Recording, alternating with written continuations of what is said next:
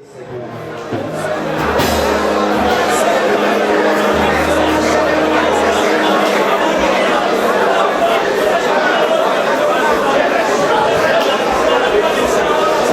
Père et notre Dieu, avec joie et allégresse dans nos cœurs,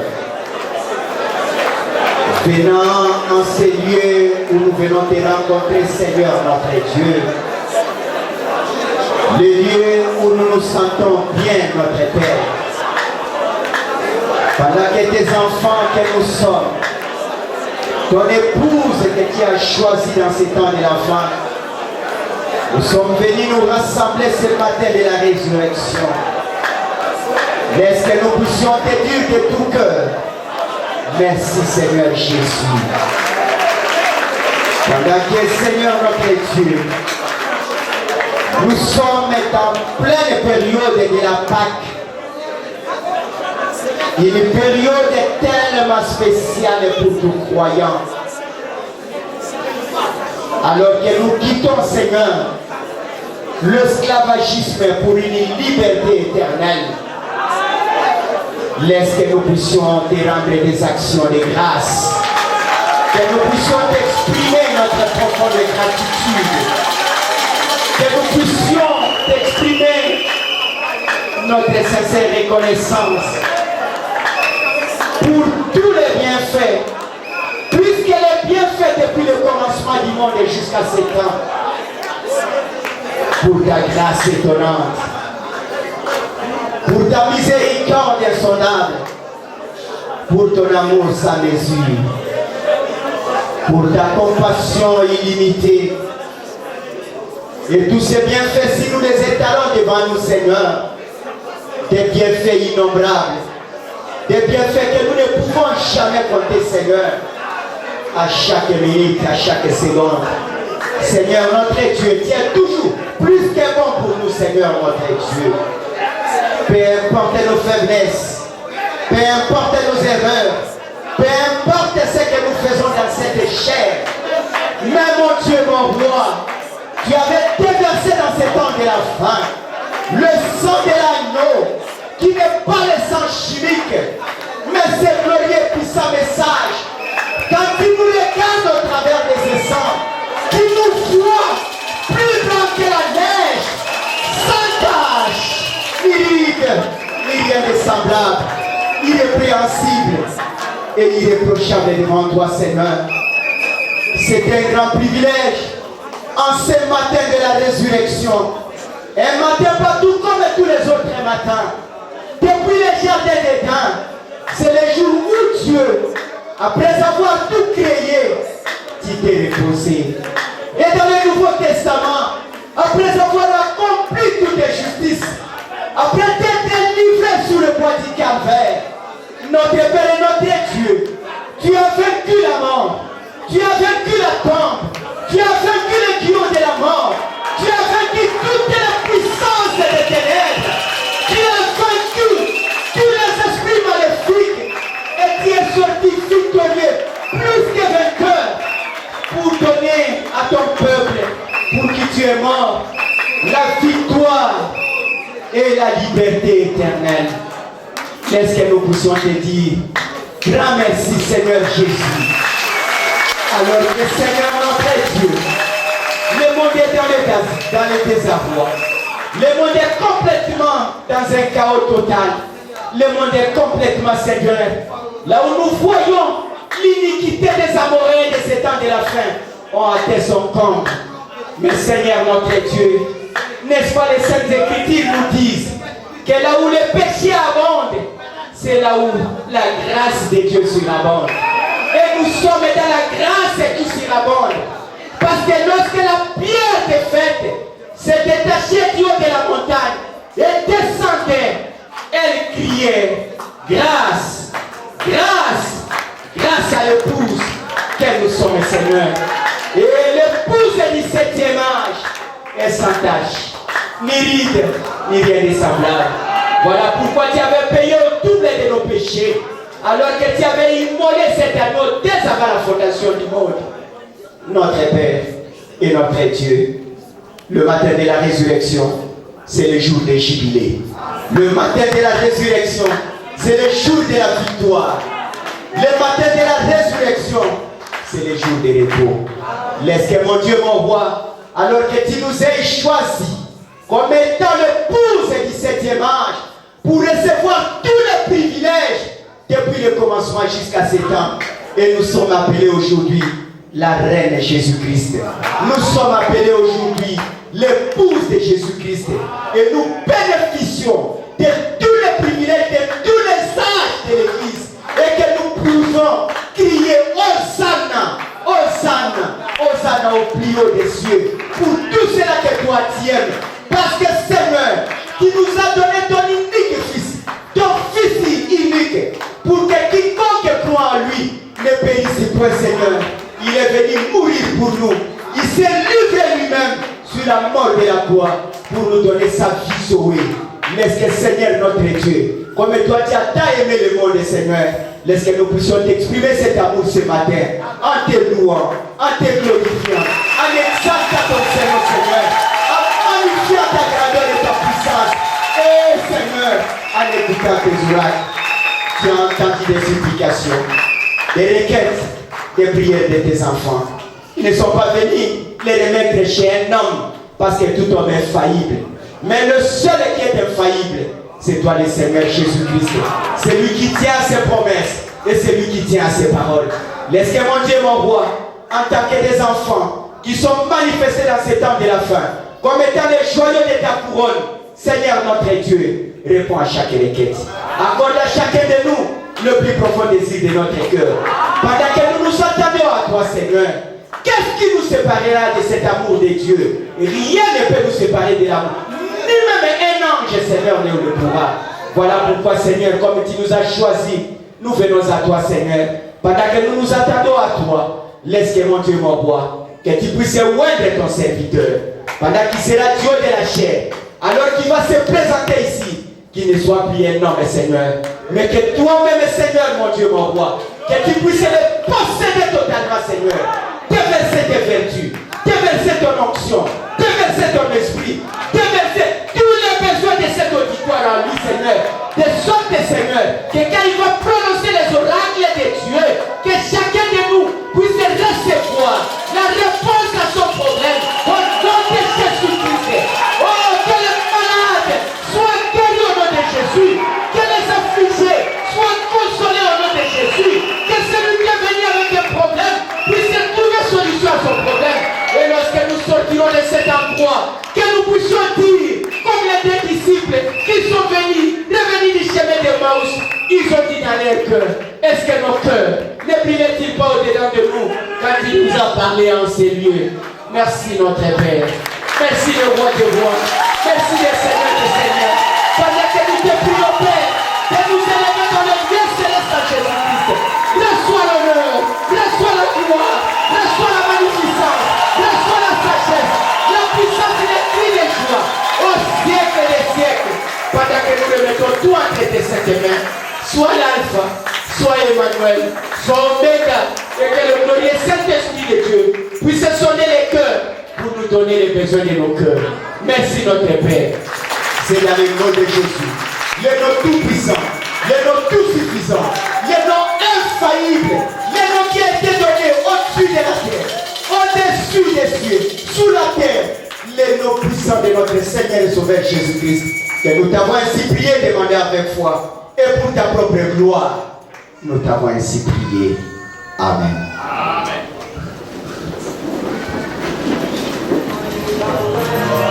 Son nom est merveilleux, c'est le maître de la paix, il est éternel, vivant l'éternité. Amen. Amen.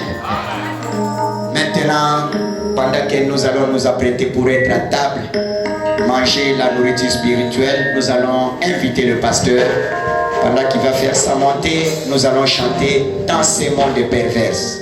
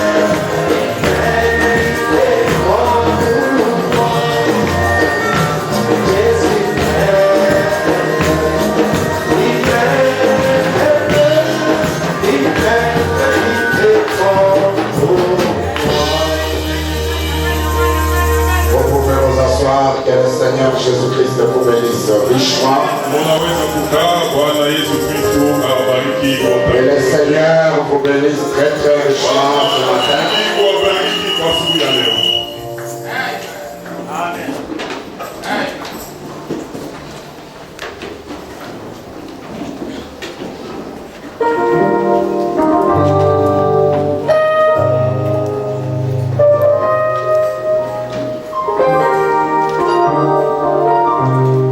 La sœur Divine Kabongo dit ceci. Je rends grâce et honneur au Seigneur Jésus-Christ, lui le maître des temps et des circonstances. Il vient de m'accorder une satisfaction à la deuxième session en sciences infirmières dans le département hospitalier. Je manque des mots pour exprimer ma gratitude envers lui. Que son nom soit loué à jamais. Nous lisons dans le livre d'Ecclésiaste chapitre 10. Ecclésiaste chapitre 10, versets 16 à 17. Ecclésiaste chapitre 10, versets 16 à 17. La Bible dit ceci. Malheur à toi pays dont le roi est un enfant et dont le prince mange dès le matin. Heureux toi pays dont le roi est de race illustre.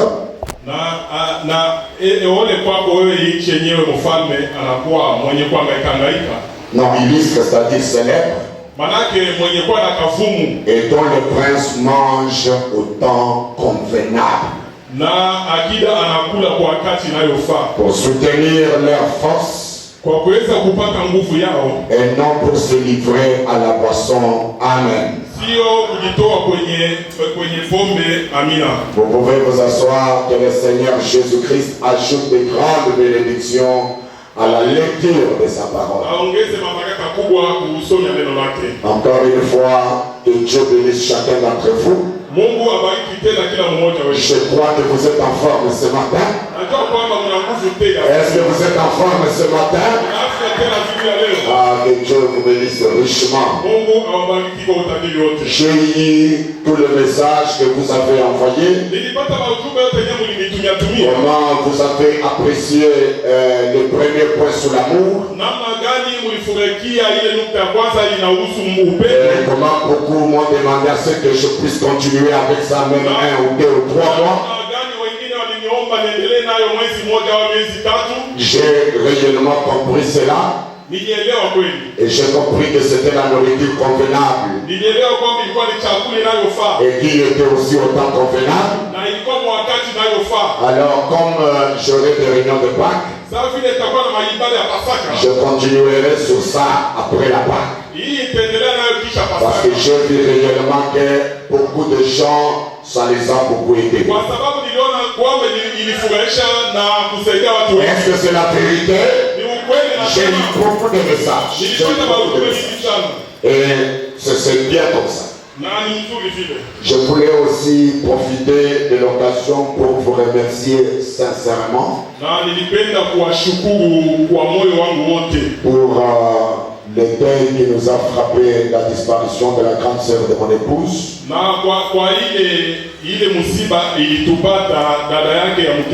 J'ai vu comment vous avez été mobilisés pour m'accompagner à l'État-Ci. Et comment réellement vous avez été plus près de moi et plus près de la famille. Que le Dieu de William Branham puisse récompenser sincèrement chacun d'entre vous. Et je vais dire à mes huissiers réellement que Dieu vous bénisse richement. Vous savez, Quand vous aimez quelqu'un, ce n'est pas seulement par des paroles, mais quand vous aimez quelqu'un, vous devez aussi manifester des œuvres d'amour. Comme Frère Branham, comme je le disais le vendredi, Frère Branham a prêché un message. La foi, il a dit, la foi, les œuvres sont l'expression de la foi. Même dans l'amour aussi, quelqu'un peut dire je t'aime, c'est bien. Mais je t'aime là doit être accompagné par des œuvres d'amour. Je suis très reconnaissant pour cela. Frère Béni Bénessi sollicité et je lui donne le temps pour qu'il témoigne. Dans de ce témoignage-là, Frère Bénessi, tu vas le témoigner le dimanche prochain. Je vais te donner le temps de témoigner. Parce que quand Dieu n'a pas fait quelque chose, on ne dit rien. Mais si Dieu a fait quelque chose, il faut le témoigner pour ce qu'il a fait. Il ne faut pas Dieu a fait quelque chose pour toi et tu gardes le silence. Quand Dieu fait quelque chose pour toi, il faut toujours lui témoigner la gratitude. Alors, Frère Denis, vous allez témoigner de la grandeur du Dieu de Rouge-Gorge Tabernacle.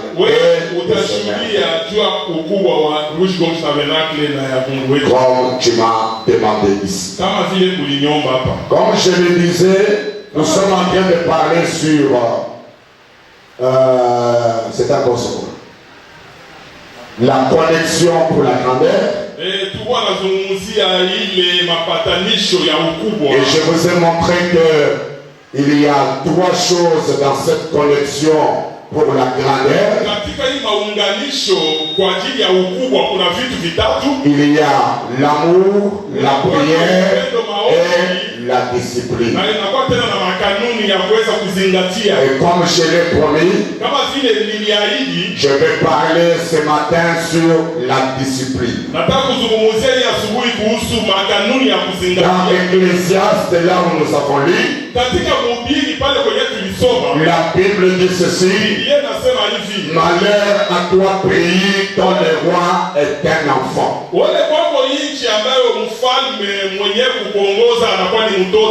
dont le prince mange dès le matin. Donc le prince mange à tout moment.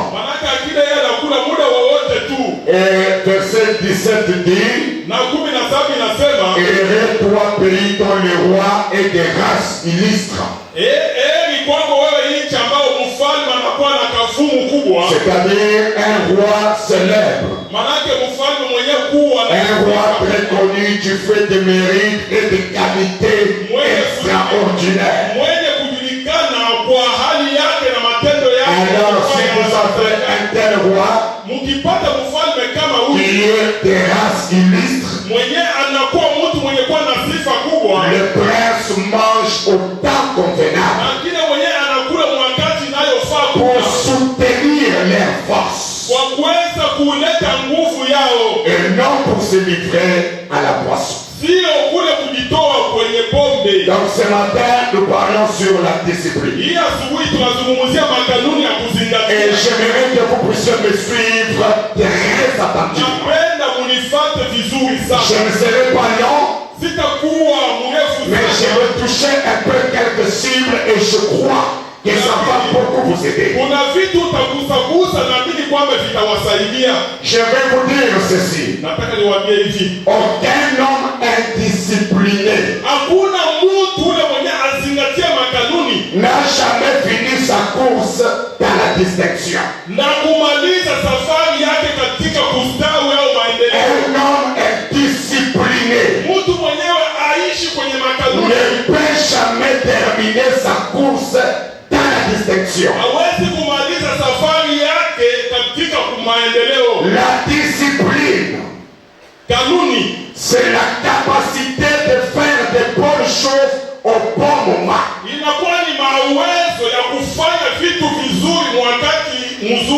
La discipline, c'est la capacité de faire la bonne chose au bon moment. Écoutez mes amis, dormir quand vous voulez, vous réveiller n'importe quand, recevoir des gens, parler à des visiteurs et à des amis à tout moment, être à chaque seconde, à chaque minute au téléphone, manger n'importe quoi, n'importe quand, sans programme. C'est ça l'indiscipline. Amen. Je vous lis. L'avenir appartient aux hommes et aux femmes disciplinés. Maisha inayokuja inakuwa mzuri kwa wale watu wenyewe wanakuwa nazingatia makanuni, wanawake na wanaume. Seule une personne disciplinée ni mpaka ule mtu mwenyewe anazingatia makanuni atteint ses plus hautes possibilités. Jo mwenyewe anakuwa naenda mbali sana.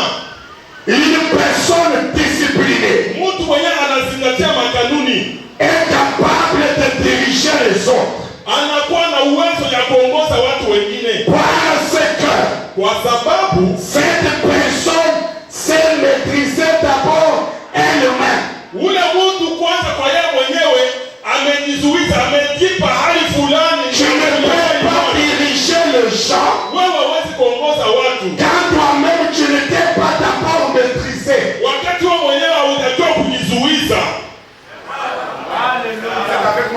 Tuko pamoja au mnalala?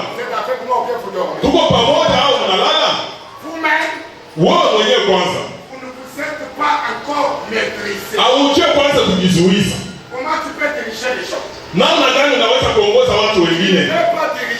Hauwezi kuongoza watu. Non monsieur. Hapana bwana. Une personne disciplinée, mtu mwenyewe anazingatia anaishi kwa sheria, est une personne ni mtu ambaye qui s'est soumise volontairement, mwenyewe anajua yeye mwenyewe kujitii, et qui a appris na mwenyewe alijua, alifunda à obéir une volonté imposée de l'extérieur, kutii ile mapenzi yenyewe inakuwa inatokea nje, mais qui du dedans na inatoka kwa ndani, impose sur soi-même, anakuwa yeye mwenyewe anajipatia makanuni, une discipline plus rigoureuse. Anajipatia makanuni ya nguvu sana ya kuzingatia.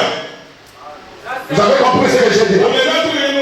C'est-à-dire une personne qui s'est soumise mtu mwenyewe kwanza anajua kutii volontairement, yeye mwenyewe kwa mapenzi yake, et qui a appris na mwenyewe alijifunza à obéir une volonté imposée de l'extérieur, na anajua kutii ile mapenzi yenyewe inakuwa inatokea kwa nje, mais qui du dedans na yeye mwenyewe kwa ndani tena impose sur soi-même anakuwa anajipatia makanuni, une discipline plus rigoureuse. Anajipatia makanuni ya nguvu. Voilà une personne disciplinée. Ndio ule mtu mwenyewe anajua kuzingatia sheria. Je veux dire, Nataka kusema hivi, elle ne parle pas n'importe quand. maana yake kusema kwake asema wakati wowote. Elle parle quand elle trouve que c'est utile de parler. Anasema akiona kwamba hapa inafaa niseme. Je veux dire, Nataka kusema hivi, un homme, ni mtu, une femme mwanamke qui respecte toute personne, mwenye kuheshimu kila mtu, respecte la vie de toute personne, anaheshimu maisha ya kila mtu, tellement qu'il est discipliné. sasa vile ni mtu mwenye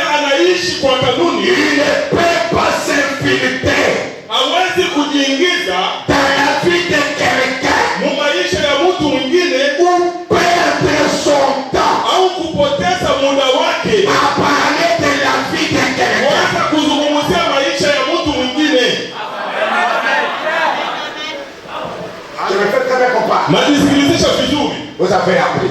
Mulisikia? Vous avez appris. Mulisikia? Vous avez appris. Unajua? C'est une personne Ni indisciplinée. mtu mwenye aishi kwa kanuni. Et une personne pareille Na mtu kama ule ne fera rien dans sa vie. hana na kitu kenye atafanya mu maisha yake.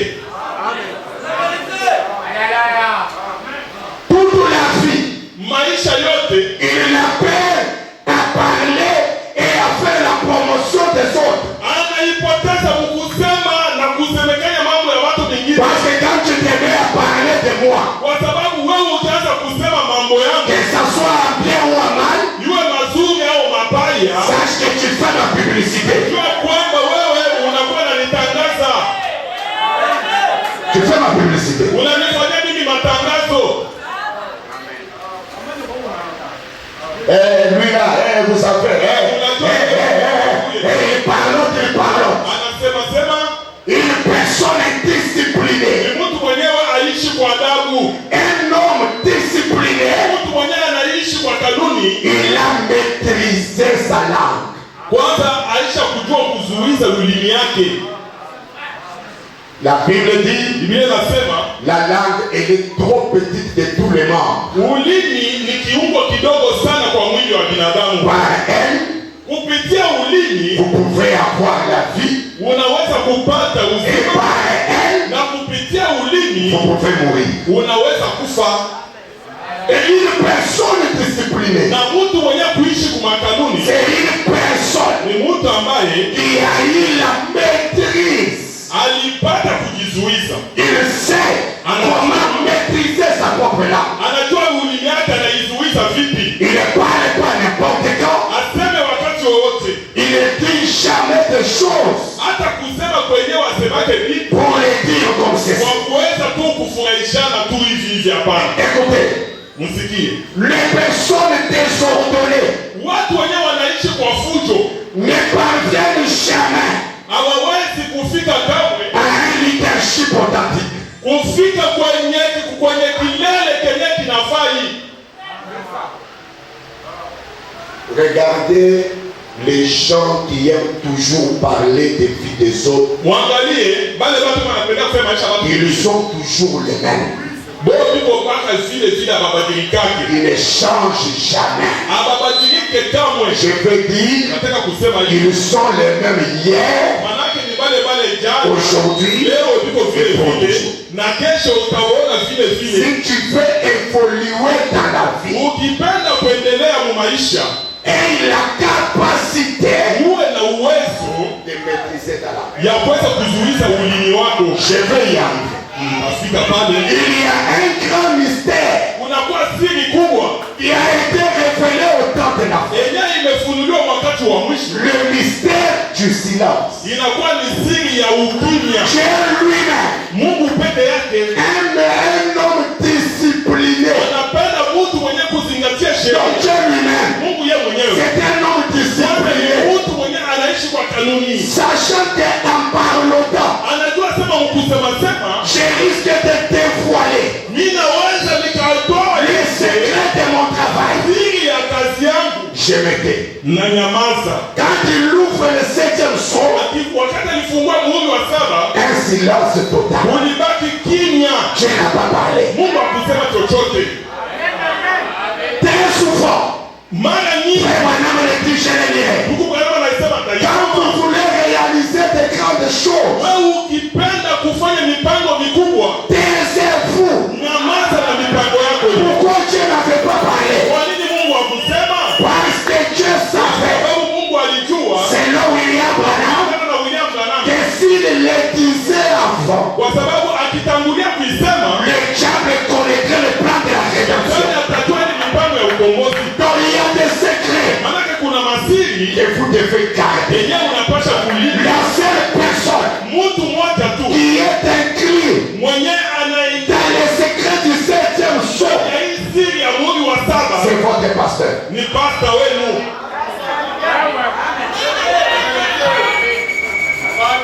J'ai un plan en 2020 d'ailleurs ici. Mimi nakuwa na mipango moja hivi mwaka 2021 hivi. Je dois faire ceci, Napasha nifanye hiki, ceci nifanye kile et cela. na kile. Na vous savez, unajua je vais faire ça. kwa hii mwaka nataka kufanya hivi. Unajua nataka kufanya hivi. Oh là là. Oh. L'ennemi va s'embarrer. Adui yeye ataishika. Et vous ne ferez pas ça. Na utashinda kuifanya. Un homme discipliné Mtu mwenyewe anaishi kwa kanuni. maîtrise sa langue. Anajua kuzuiza ulimi wake. Un homme Mtu discipliné mwenyewe anazingatia sheria vizuri. ne parle pas à mal des gens. Hawezi kusema ubaya ya wenzake. Frère Branham dit, Ndugu Branham anasema c'est de l'acide sulfurique. inakuwa ni sumu ya kuua. Un homme discipliné, Mtu mwenyewe kwa na adabu. premièrement, il a de l'amour. Kwanza anakuwa na upendo. Il aime tout le monde Anapenda watu wote. parce qu'il connaît que l'amour c'est Dieu. Kwa sababu anajua kwamba upendo ni Mungu Et mwenyewe. deuxièmement, Na kitu cha pili, l'amour qui est dans son cœur upendo ni kwa ndani ya moyo wake. lui donne la discipline. Inakuwa na kupatia adabu. Je peux évoluer. Unaweza kusoma mbele. Laissez-moi d'abord lire l'écriture. Mwache nilisomea andiko moja. Frère Branham dit, Ndugu Branham anasema hivi.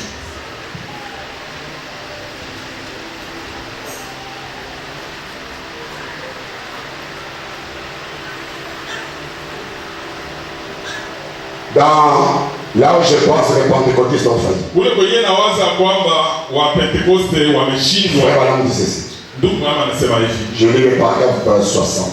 Nenda kwenye mstari kifungo kati ya 16. Si vous ne pouvez pas aimer votre frère que vous voyez, Kama wewe huwezi kupenda ule ndugu yako mwenyewe unamuona na macho, comment pouvez-vous aimer Dieu que vous ne voyez pas? utakupendaje Mungu mwenyewe umuone? Jamais, jamais, jamais. Haiwezekani, haiwezekani. Il dit comment pouvez-vous aimer Dieu que vous ne pouvez, que vous n'avez jamais vu? Utakupendaje Mungu mwenyewe utamuonaka? Et frère, Na ndugu, lorsque l'amour se manifeste, wakati upendo inaonekana wazi, Dieu est là dedans. Mungu yuko mule ndani. Car Dieu est amour. Mungu mwenyewe ni upendo. Et vous n'arriverez nulle part sans l'amour de Dieu. Na utafika fasi yoyote bila upendo wa Mungu. Et quand vous vous aimez l'un l'autre, Na mkipendana wamoja kwa wengine, Branham dit vous aimez Dieu. unasema hapo mmempenda Mungu. Amen. Amen. Alors un homme discipliné, Mtu mwenye kuwa na adabu, il a dans son cœur l'amour. ndani ya moyo wake anakuwa na upendo. Et l'amour qui est dans le cœur Na ile upendo ilikuwa ndani ya moyo ne lui permet pas haimuruhusu de parler de quelqu'un, aseme ubaya ya mtu mwingine, de parler du mal de quelqu'un, aseme ubaya ya mtu mwingine, de s'ingérer dans la vie de quelqu'un. kisa mu maisha ya benyewe. Vous avez appris ce que Ulisikia kitu yenyewe ndugu fulani alifanya, le frère de la paix. yenyewe ndugu fulani ndiye alifanya. Un homme discipliné vous dira, Mtu wa adabu atakwambia, allez le voir frère. ndugu, wewe ndio kamuone wewe mwenyewe. Je n'ai pas besoin de connaître ça. Sina na muda ya mimi kuweza kujua ile kitu. Une femme disciplinée Mwanamke wa adabu vous dira, atakwambia, moi je n'aime pas ce genre de femme. ile mambo ya vile mimi sipendaki.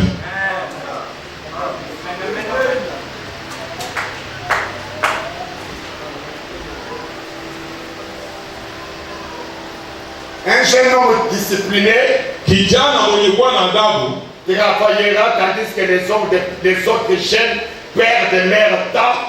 yeye atafanya kazi wakati vijana wengine wanapoteza muda wao. Un jeune homme discipliné Kijana wa adabu étudiera pendant que les autres dorment. atasoma wakati wengine wako nalala. Priera alors que les autres s'amusent. Atakuwa naomba wakati wengine biko nacheza cheza. Un homme discipliné Mtu wa adabu n'a pas de place pour les habitudes relâchées ana na wakati kwa ile matendo ile ya ovyo ovyo, ou des habitudes négligentes hata ile tabia ile ya kalemba, en parole ou en pensée, mu mawazo au masemi yake, dans sa façon d'agir. namna yake ya kutenda. Il observera toujours Atazingatia kila siku une discipline militaire adabu ya kiaskari dans sa nourriture ndani ya chakula chake et dans sa conduite. na ndani ya mwenendo wake. Mais comment toi tu es comme ça? Namna gani wewe uko hivi? Moi je suis un homme bien ici. Niko mtu mwenye naishi kwa makanuni. Je mange quand il faut manger. Nakula wakati inayofaa kula. Et quand c'est le travail, c'est le travail. Kama ni wakati ya kutumika, natumika. Un homme discipliné, mtu wa adabu, il ne sera pas là en train de travailler. Atakuwa pale iko natumika. Il perd tout le temps en parlant. Wakati yeye kutumika anapoteza muda wote wa kuliko nasema tu. Mais tu ne travailles pas, travail. Sasa wewe ufanye kazi, mbona unasema hivi? Un homme discipliné, mtu wa adabu, il sait que je suis au travail. Anajua sema hapa niko kazini. Et je suis venu pour travailler. Na nimekuja kwa ajili ya kufanya kazi. Il se lèvera tôt. Ataamuka mapema sana. Pour aller travailler. Apate kwenda kufanya kazi. Et il travaillera sérieusement. Hata leo ataichapa vizuri sana.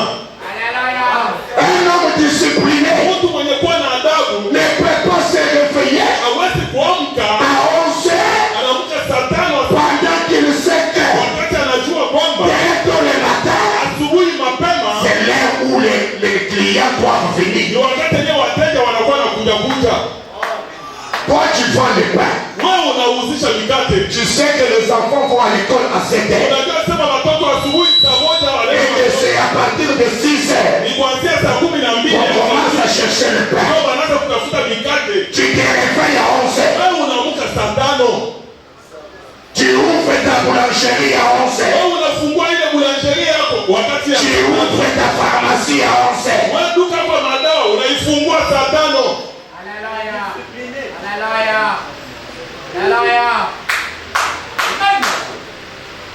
Je peux évoluer. Naweza kusonga mbele. Je peux évoluer. Naweza kuendelea. Est-ce que je peux évoluer? Nasema hivi naweza Je peux kuendelea. attendre quand mais est-ce que je peux évoluer?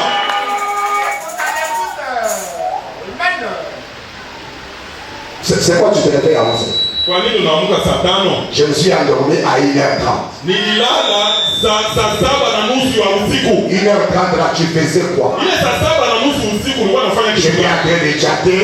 Wewe nilikuwa na chat. J'étais sur Facebook. Wewe nilikuwa kwa Facebook. J'ai regardé la télévision. Nilikuwa naangalia TV.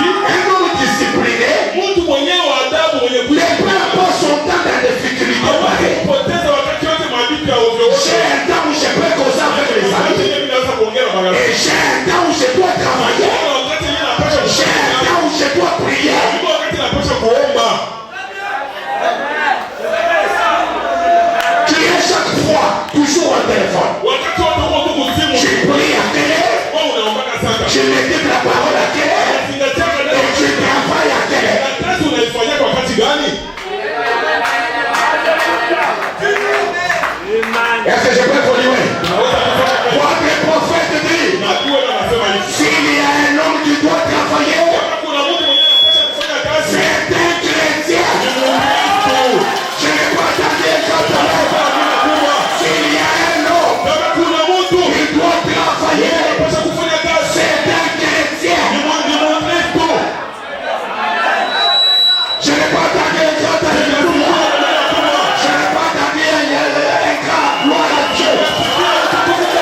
Et là où tu es, gloire à Dieu. Kwa Mungu.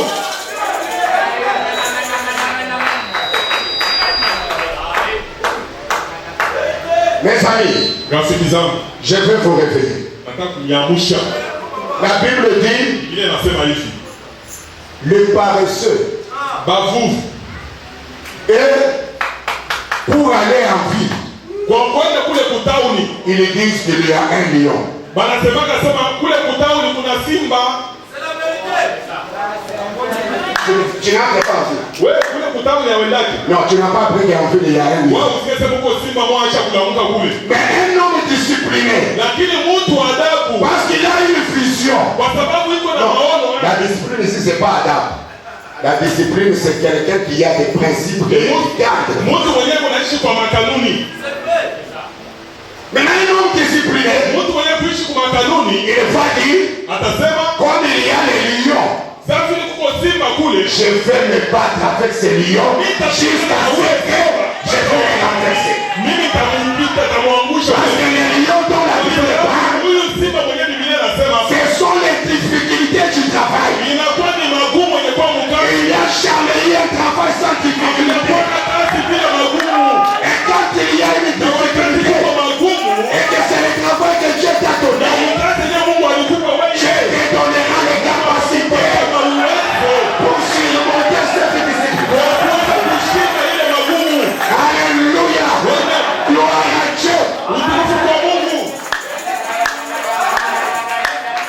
Il est déjà 8h. Réveille-toi, tu dois aller travailler.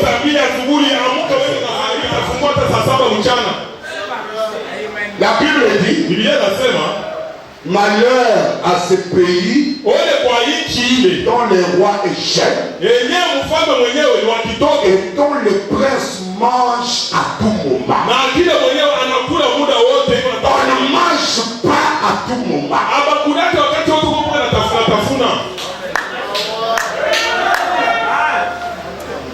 Tu es toujours à la maison, mangeant toujours les foufous. Va travailler, tu ne vas pas. André en ville comme tous les autres chefs pour les débrouiller. Tu ne fais pas. Toi tu dis même que non, moi je ne peux pas faire de son métier. Non, je ne peux pas faire de petit travail. La Bible frère Branham dit il n'y a pas de son métier. Même le travail des chariots, c'est un grand travail. C'est un grand travail.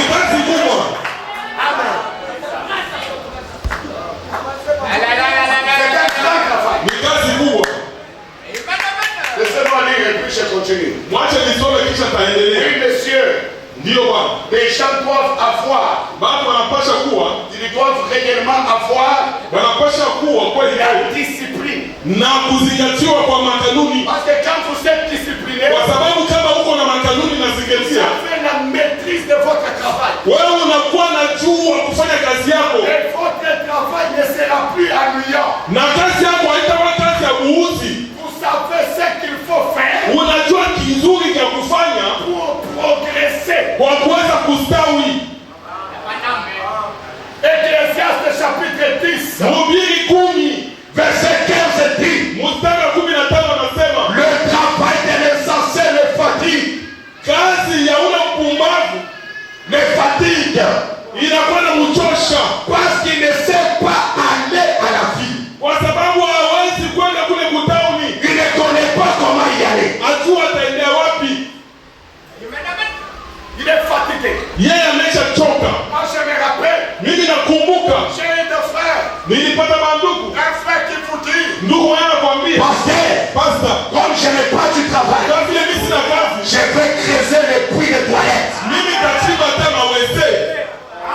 J'ai dit, allez-y d'abord. Et le frère a commencé à creuser les puits de toilette. À un certain moment, j'ai vu son zèle. Je lui ai dit, avec le message de William Branham, il faut que Dieu te donne un autre travail. Ce matin, j'ai besoin de jeunes gens disciplinés, encouragés.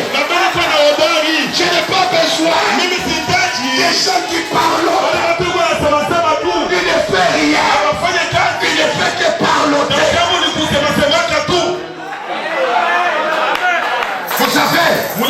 Vous savez, pour connaître les histoires des gens, c'est quand tu n'as rien à faire.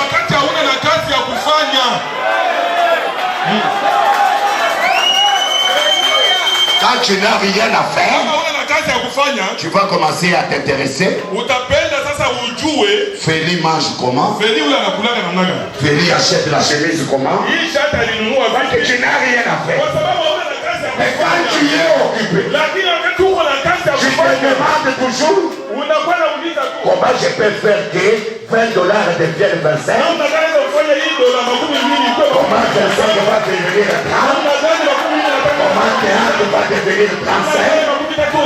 Et la tête là, elle est pour eux des calculs. Elle est fière. Avec des histoires. Tu lui dis, je n'ai pas de place à le mettre dans ma tête. Est-ce que je me fais te répondre? Est-ce que ça entre bien? Est-ce que ça pénètre bien? Quand on manque à faire, on commence à s'intéresser à la vie des gens.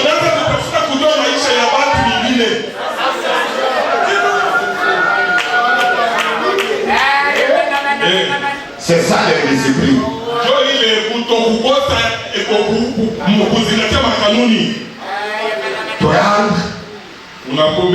Toi, tu n'as que 25 ans. Tu commences à parler des histoires de quelqu'un de 45 ans.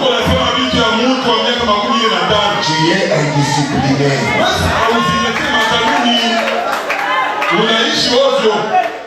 Tu vis en désordre. Tu n'as rien à faire.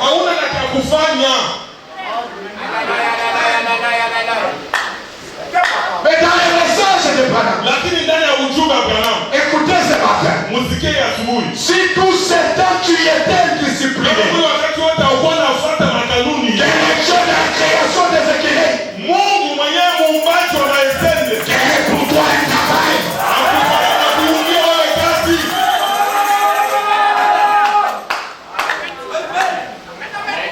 Et tu as appris ce thème. Tu manques quoi faire. Et tu auras une fin tragique. J'aime les jeunes gens disciplinés. Quelqu'un qui a des principes. Je me réveille à quelle heure? Je fais quel travail? J'aime des gens comme ça. Un homme discipliné. Un homme qui a des programmes. Il est quelle heure? Il est 15h30. J'arrête et je vais à l'église. Aujourd'hui c'est mercredi, je vais. Parce qu'un homme discipliné, il respecte de 30 à 45 minutes. Il est discipliné, il respecte. C'est un homme de principe. Mais quelqu'un qui n'a pas de principe. Je vais arriver même à 10h15. Il n'y a pas de problème. Tu n'es pas discipliné. Quand tu deviens discipliné, l'église c'est 30 à 45. Je vois.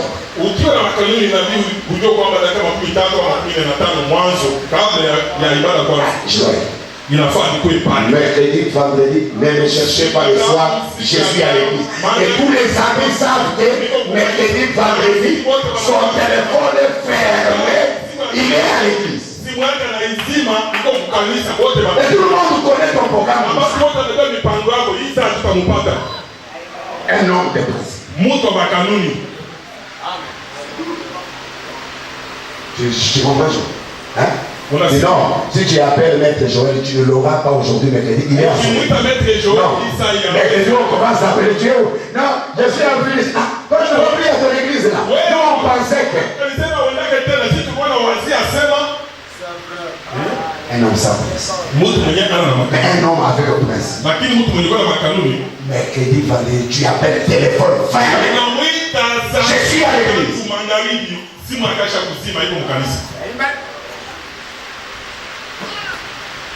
Je peux évoluer? Je peux encore évoluer un peu. Parce que quand j'évolue ici, je m'attrape maintenant. Frère Branham me dit.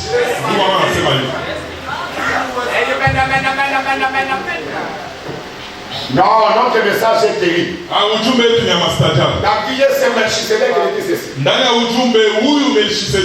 Paragraphe 3 il dit. Maintenant, bénis-nous ce matin, Seigneur. Comme nous parlons de ta parole, puissions-nous garder dans notre cœur les promesses que nous sont données, que nous puissions chérir les promesses avec respect et y obéir avec une discipline vraiment pieuse. Car nous les demandons au nom de Jésus. Amen. La discipline pieuse. Dans un homme qui fuit de la présence, loin de la présence de Dieu. Au paragraphe 40 il dit, ceux qui n'ont pas le baptême de l'esprit, qu'ils le reçoivent ce matin, Père. Que tous les grands mystères que nous sommes censés connaître dans cet âge, Seigneur, nous soient dévoilés pour que nous voyions très clairement. afin que nous sachions comment nous comporter, comment agir, en nous corrigeant et en soumettant les membres de nos corps à la discipline de la parole. La parole, c'est la discipline. Le message de Balaam, c'est la discipline. Donc, tu ne peux pas être dans le message, tu n'es pas discipliné. Parce que le message lui-même, c'est la discipline. Écoutez ce que votre prophète dit. Il est dit. Dans la vision de Patmos, c'est dans 6, il dit: quand je vois ces glorieux joyaux parsemés le long du chemin, il m'est bien difficile de ne pas y toucher jusque-là. Voyant toutes ces choses, et sentant l'esprit qui apporte la nourriture au peuple,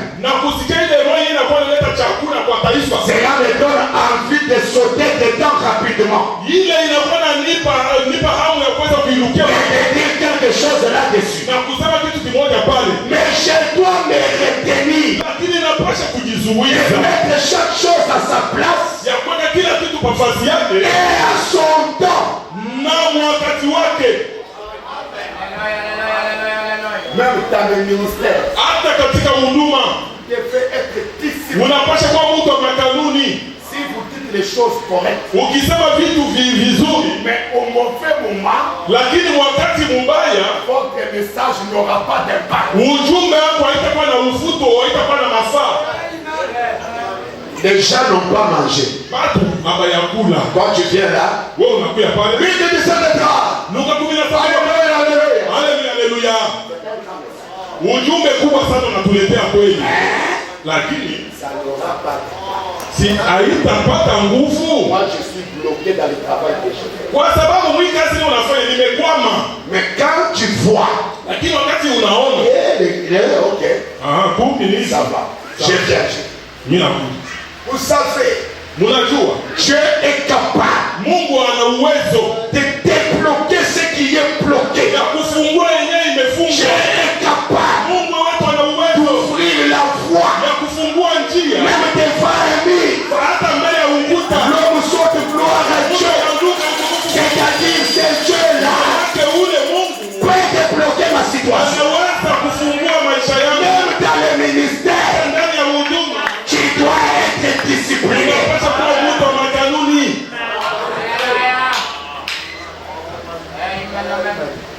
Ce n'est pas tu viens avec une histoire, tu racontes des histoires sans te tenir quoi que ce soit. Même si tu lis les citations, ce n'est pas autant convenable. Ça ne nous aidera pas. Ça sera un bon message, mais que tu as prêché au moment qui n'est pas opportun. Je m'attraque encore.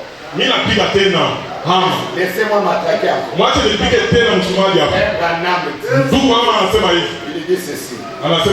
Écoutez ce qu'il dit. Il dit ceci.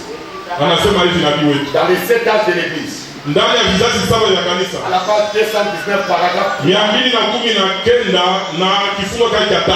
dit: Saint Colomba fut le fondateur d'un grand institut public sur l'île au large de la côte sud-ouest de l'Écosse. Écosse. Quand Saint Colomba est arrivé en Écosse, l'île était si aride et rocailleuse qu'elle n'aurait pas suffi à les nourrir tous. Mais Colomba planta la semence d'une main et l'autre en l'air en train de prier. Aujourd'hui,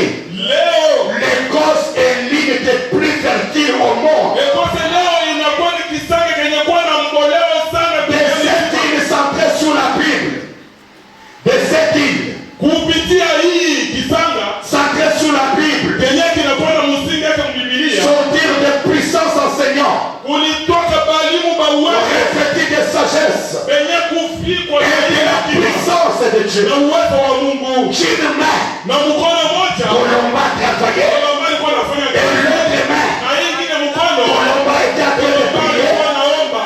Et Dieu Na Mungu a transformé aligeuza un endroit rocailleux sehemu ilikuwa na mawe en mawe une terre fertile. inakuwa udongo ya Je mboleo. peux dire ceci. Unataka kusema hivi, Une main, na mkono moja je suis en train de prier. niko naomba, L'autre main, mkono ingine je vois le téléphone. mimi naangalia simu na Je vois le téléphone. uzisha simu, Je regarde les histoires de téléphone. mimi nauzisha vitu vya simu. Peut-être il n'y a pas de clients. Kama moja hakuna wateja, Mais un jour, lakini siku la moja terre sera fertile. hii udongo utakuwa na mboleo. Je vais attendre un grand amen.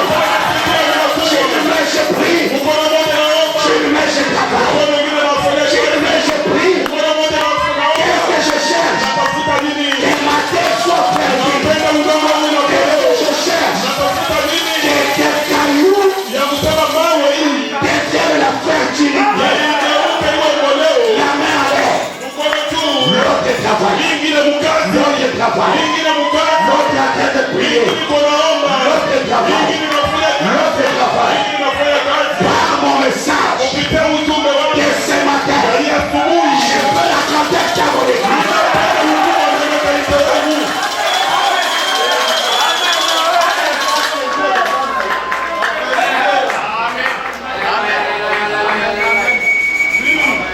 Par ici. Hapana wale watu wale ba kuchoka choka. Bavuvi. Toujours en train de dormir. Niko mpaka mkushingizi tu. Critiquant les gens. Kazi ya kuteta wengine. Parlant de la vie des autres. Unasengenya wengine, unasema ubaya maisha ya watu. Parler des gens, Kusema mambo ya watu c'est la petitesse. inakuwa ni udogo. C'est l'indiscipline. Inakuwa ni kukosa kanuni. Les petits esprits Kule tumawa kidogo. parlent des gens. Kazi yake ni kusema kama Mais les grands esprits lakini ile mambo kubwa parlent des grandes visions. Écoutez-moi du haut des cieux. Que ce matin, je puisse avoir la rouge d'or. Des visionnaires au nom de Jésus. Pas des petits messieurs qui parlent de la vie des gens.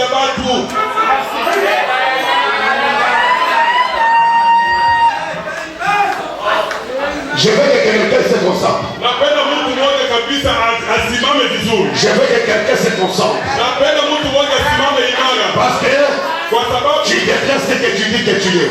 wewe unakuwa kile kenye unasema kwamba C'est la uko. loi de l'identification. Inakuwa ni sheria ya utambulisho. Si tu veux être grand, Ukipenda kuwa mtu mkubwa, commence à te comporter comme un grand. mkubwa. C'est-à-dire, Maana yake soyez disciplinés. uwe kabisa na makanuni. À partir d'aujourd'hui, Kuanzia leo plus question hakuna mambo de commérage dans notre ya église. matababa ndani ya kanisa yetu. Nous voulons travailler. Tunapenda kufanya kazi.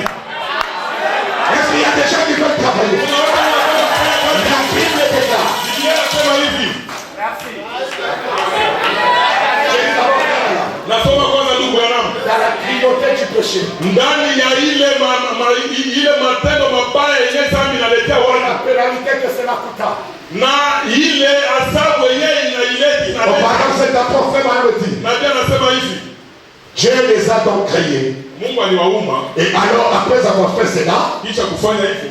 il commence alors à envisager de faire de l'homme de la poussière de la terre. Anaanza kuwaza namna gani atatengeneza mtu kupitia mavumbi ya udongo. Dieu dit, Mungu anasema il n'y avait point d'homme pour cultiver le sol, hakukuwa bata uweze kulima, personne pour travailler, hakukuwa mtu uweze kufanya kazi, aucun être physique. hakuna kiumbe chenye Il kuweza. forma donc l'homme de la poussière de la terre. Akatengeneza mtu kupitia mavumbi ya udongo. Pourquoi Dieu a mis l'homme dans le corps? Kwa nini Mungu alimweka mtu ndani ya mwili? Dieu a mis l'homme dans le corps, Mungu alimweka mtu ndani ya mwili c'est pour travailler. ni ili apate kufanya kazi. Tu es dans le corps, Uko ndani ya mwili c'est pour que tu travailles. kwa kuweza kufanya kazi. Si tu es dans le corps, Kama uko ndani ya mwili, Dieu veut que tu travailles. Mungu anapenda ufanye kazi. Dieu veut que tu sois discipliné dans ton Anapenda travail. uwe na makanuni kwa kazi yako. Ujiwekee makanuni. 2021, Mwaka 2021 je veux avoir un leadership. napenda nipate pale valide. Un leadership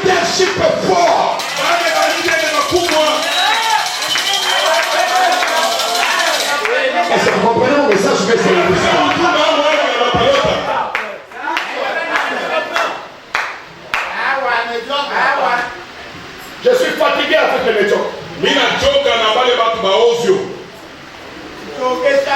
Je vais avoir des gens qui ont une discipline militaire.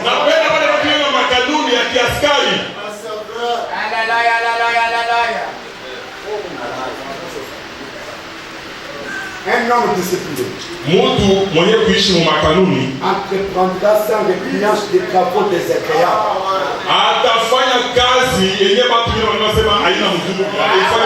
Que d'autres éviteraient. Des tâches qui ne suscitent aucun applaudissement.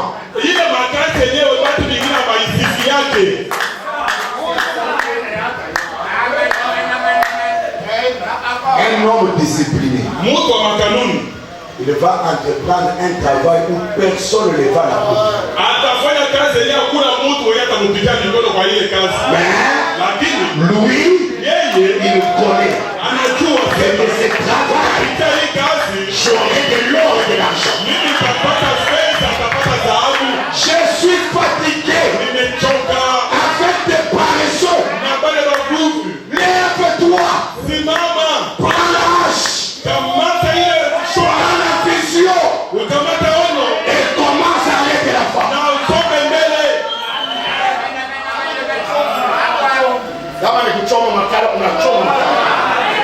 Amen. On vous a dit que Kuchoma Makala n'est pas un travail. Kuchoma Makala, c'est un bon travail.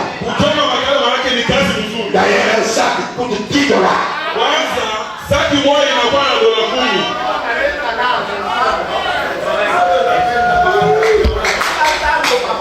Écoutez, je vais m'appeler.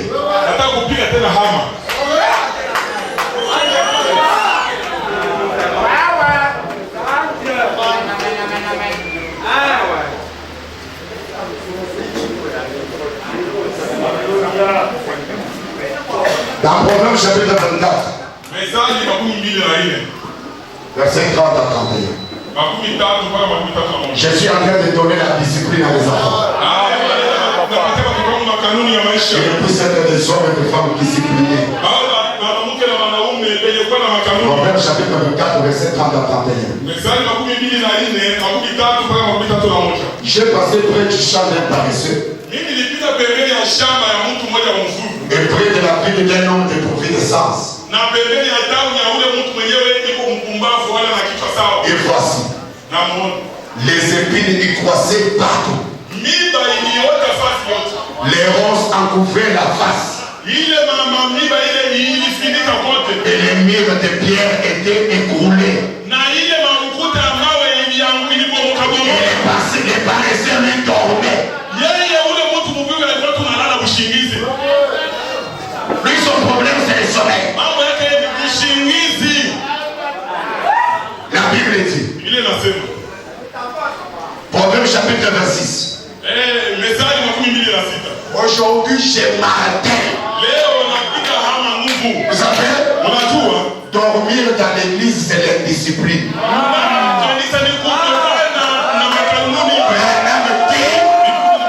Si tu dors dans l'église, tu y as de la disgrâce.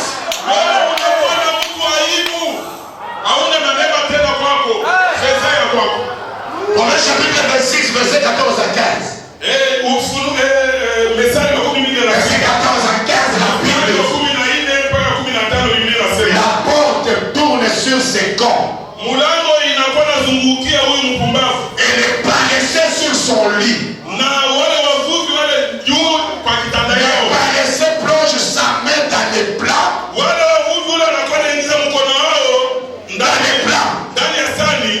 Et il trouve pénible de la ramener à la bouche. Il n'y a rien dans les plats. Dans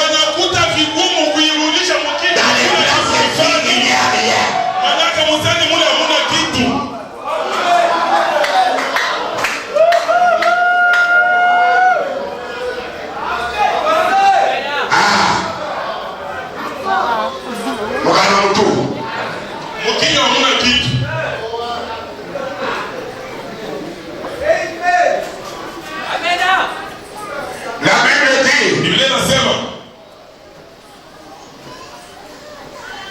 chapitre 10, verset 26.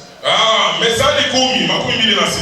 La Bible dit ceci. Biblia inasema hivi. Écoutez ce qu'elle dit. Msikie vile inasema. C'est que le vinaigre ile sigi est aux dents inakuwa kumeno et la fumée aux yeux. Na moshi kumacho. Quelle est le paresseux pour celui qui l'envoie. Ndio vile inakuwa ule mvuvi kwa yule mwenye anamtuma. Quel est le paresseux pour son foyer. Vile ndio inakuwa mvuvi kwa familia. Pour sa famille. Kwa familia yake. Pour l'église. Kwa kanisa. Et même pour la société en général. Hata kwa jamaa yote nzima. C'est comme le vinaigre au dents. Inakuwa kama vile ile sigi ile inakuwa kule kumeno ile mavinegi kumeno vile na. Et la fumée aussi. Na inakuwa ile moshi mumacho vile inavishanga macho.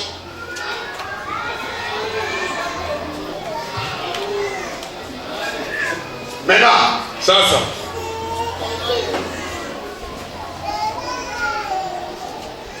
quand vous êtes discipliné, wakati uko unaishi bila heshima, quand vous êtes discipliné, kama uko unaishi kwa kanuni, le travail peut être un petit travail. Kazi inaweza kuonekana kazi ndogo sana, mais vous l'ordonnez. Lakini unaiweka sawa. Par quoi? Kupitia nini? Par des principes. Makanuni yenyewe utaweka mwili kazi. Par quoi? Kupitia nini? Par ton courage. Mwile modali yako utakuwa nayo. Par quoi? Kupitia nini? Par des principes. Kupitia makanuni yako Charles le travail à 7h juste. Mimi ningia mkazi saa 1 asubuhi. Et je quitte le travail à 19h juste. Na mimi natoka saa 1 usiku. C'est un principe. Inakuwa ni kanuni. Tu mets ce principe. Ile kanuni unaiweka. 5h je me réveille. Naamuka mapambazuko. Je me lave. Naoga. Je prie. Naomba. 6h je suis en route. Saa 12. 7h je suis déjà au saa 1 asubuhi niko mkazi.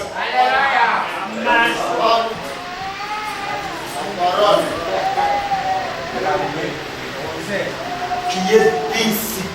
Uko na makanuni unajiwekea mkazi yako.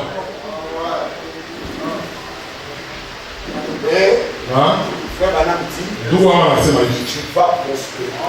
Utapata maendeleo kwa nini? Kwa sababu unajiwekea makanuni ya maisha. Na nikiingia mkazi, nafanya kazi. Ni saa kamili. 12h30. Inakuwa saa 6. Je vais manger quelque chose. Nenda kwanza kula kitu fulani. Je mange quelque chose. Nakula kitu. Je rentre. Narudia mkazi yangu. Non. Hapana. Tu as au travail à 7h. Wewe unaingia mkazi saa 1 asubuhi. À 7h30. Saa 1:30. Les haricots. Angalia maharagwe mwingi. Beaucoup de haricots. Maharagwe ya mingi shakatia mu. 7h30. Wewe unakula saa 3. Kungufu. Unatafuta tena kungufu tena. Unashushia. 11h. Déplié. Unatafuta vitungula. 15h. Unafika saa 7. 15h. Saa 9. Tu es indiscipliné. Tu ne peux pas progresser. Hawezi kuendelea.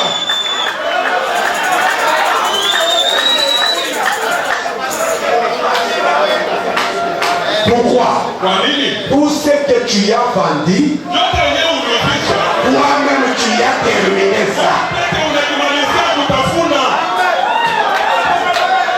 Mais quand tu rentres à la maison, Wakati unakuja sasa kunyumba. tu n'as rien. Hauna na kitu ya kuleta kunyumba. Demain tu viens encore. Kesho tena unakuja. 7h30. Kuanzia saa 1 na Les haricots. wewe ule maharagwe. 9h. Saa 3. Kungufu. Wewe ule kungu. 11h. Tu rentres à la maison encore. Tu n'as rien. Hauna tena na kitu.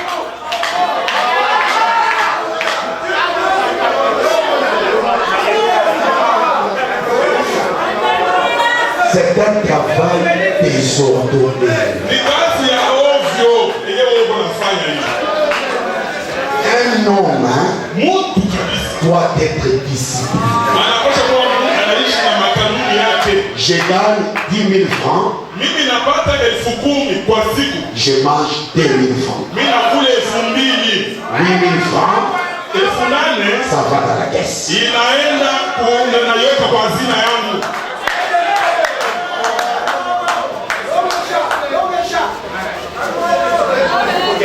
Musikie kwanza. Ndugu wao wanasema Si vous n'avez pas eu un père naturel,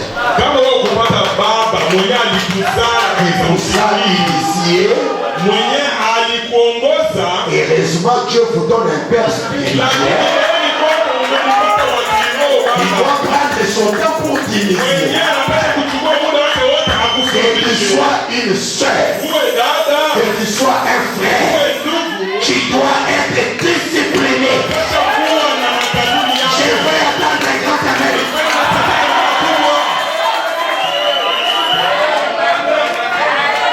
Vous savez pourquoi les mamans parlent des mais si tu vas même te travailler devant la maison, tu n'auras pas le temps de t'occuper de la fille de chat.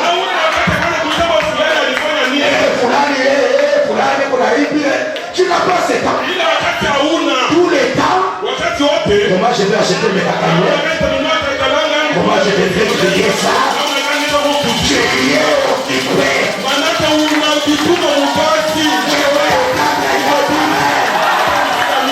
Quand on manque quoi faire, on parle des chats. Et ça abîme l'église.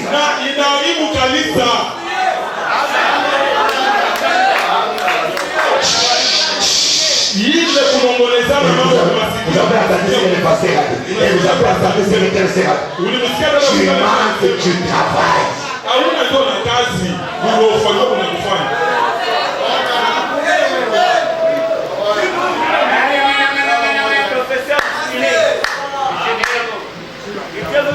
Je l'ai toujours déclaré et je le déclare pour le confirmer.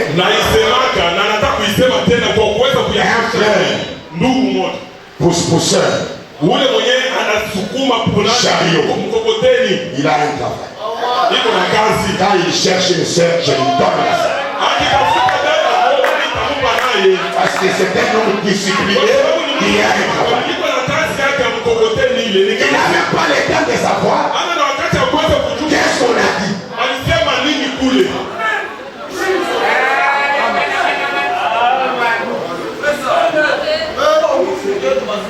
Je vais évoluer.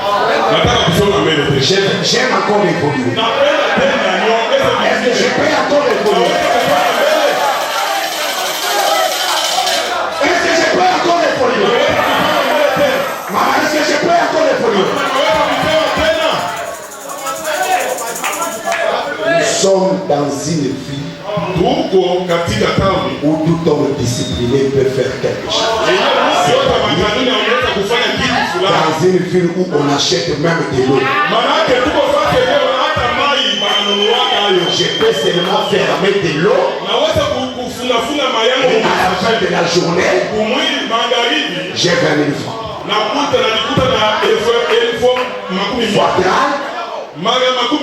J'ai 600 000 francs.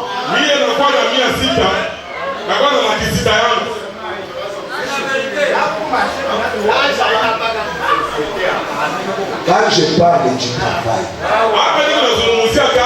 ce n'est pas seulement écrire j'ai l'honneur.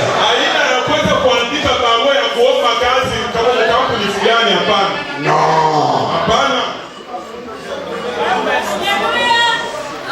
Je vais atterrir d'un moment.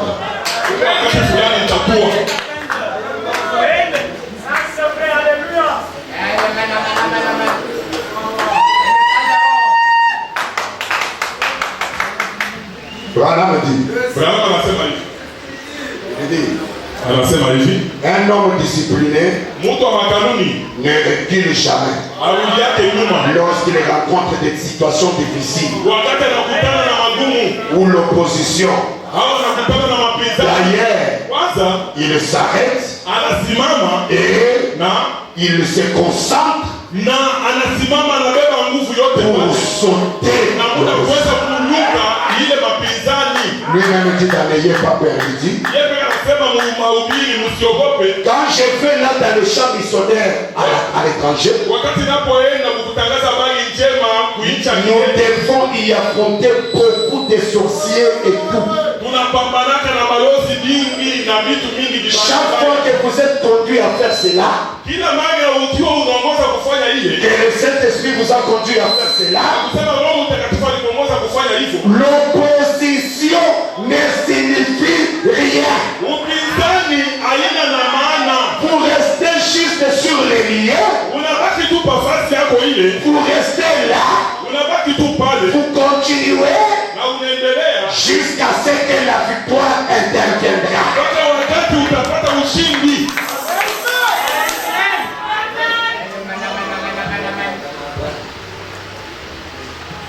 Vous savez, Unajua dans Dieu ignorable agissant de façon inattendue. ndani ya Mungu asiyobadilika akitenda kunamo nenye watu hawategemei. Quand Dieu fait une promesse, Wakati Mungu anafanya ahadi, je suis au paragraphe 43, niko mkarasa yake 43, il y a toujours de l'opposition. unaonekana tu upinzani. Il n'y a pas un travail Hakuna kazi que vous ne trouverez pas de difficultés. yenye utakuta magumu. Les difficultés dans le travail Magumu mukazi ne peuvent pas haiwezi kamwe me faire retirer dans un travail. kunirudisha mimi nyuma nisifanye kazi Les yangu. difficultés dans un travail, Magumu mukazi c'est la preuve que Dieu m'a fait pour faire ce travail. inahakikisha kwamba Mungu amenisukuma kufanya hii kazi.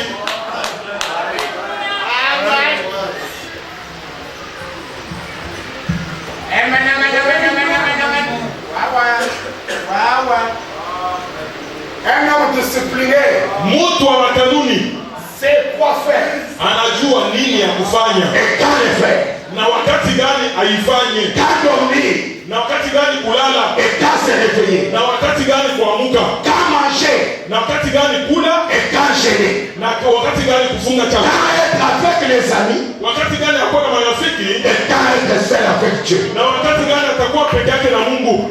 Les grands dormeurs Wale wana usingizi wakubwa et les grands mangeurs na wale walasi wa kula ne kula deviennent jamais des leaders dans leur vie. abakuwake batu ba mafamu maisha.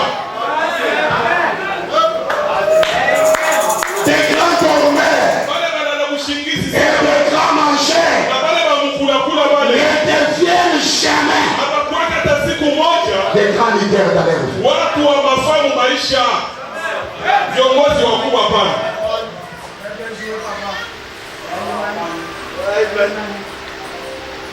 Lui-même, là, il achète un sac de farine. Lui-même, d'abord, consomme la moitié du sac. Yeye Lui-même. mwenyewe akinunua kwanza kasai kazima kabunga anakula nusu yake. On lui fait d'abord un thermos pour lui-même. Mbele wanamfanyia kabambi ya Il termosi. termine. Maintenant, on va faire pour la femme et pour les enfants. Yeye mwenyewe ingine wanapikia bibi na watoto. Hautafanya kitu mu maisha. Mkula kula. Des grands dormeurs, Bale des grands mangeurs bale kula kula bale. n'arrivent jamais à un leadership. Abafikake kufanya vitu vya maana mu maisha.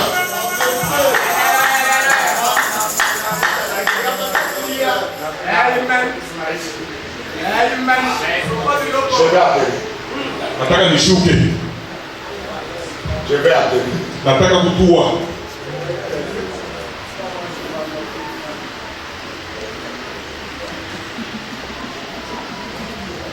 Dans un homme qui fuit la face Katika mahubiri Frère Baramzi, au paragraphe 46. anakimbia uso ya wa milele. Des fois, on est porté à fuir le travail. Mara nyingine tunakuwa najikuta tunakimbia kazi. On ne veut pas travailler. Hatupende kufanya kazi. Il y a des gens qui s'imaginent simplement qu'ils peuvent gagner leur vie sans travail. Kuna watu wenyewe wanajifikiria kwamba wanaweza kupata maisha yao mzuri bila kufanya kazi. Mais je pense que c'est Salomon qui a dit que c'est là qu'on peut trouver la réponse en observant une formule. Nadhani ndio pale Yesu Sulemani alikwambia kwamba tunaweza kupata jibu tukiangalia siafu bila anavyoishi. Vous ne pouvez pas gagner la vie sans travail. Wao hawezi kufanya kupata kitu mu maisha bila kufanya kazi. Un leader a dit, Ule kiongozi alisema les hauteurs atteintes et tenues par des grands hommes na ile kiwango kikubwa kenye watu wakubwa wanafikia n'ont jamais été conquises par un envol soudain. abaipatake muhali moja ya teketeke. Non, dormir, je te réveille millionnaire. Analuka anakuwa milionea. C'est quoi? Ni nini? My rêve. Inakuwa ni my rêve. Ça, ce sont des c'est my God. My God rêve. Ça, c'est de l'escroquerie. Je vais encore marteler.